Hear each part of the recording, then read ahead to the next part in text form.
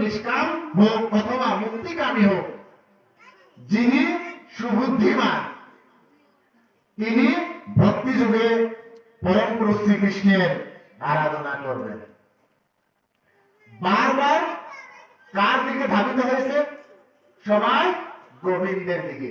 আমরা যদি গোবিন্দের ভজনা করি, ভগবান শ্রীকৃষ্ণের ভজনা করি, আমরা অবশ্যই তার শ্রীচরণ প্রাপ্ত হব। আর যদি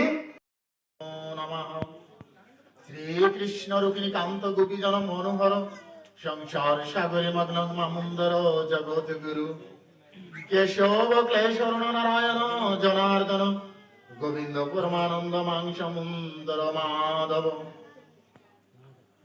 শান্তাকারং ভুজঙ্গ শয়নং পদ্মনামং সুরেশ্বরং বিশ্বধাঙ্গম লক্ষ্মীকান্ত কমলনয়ন যোগী বিদেঙ্গম বন্দে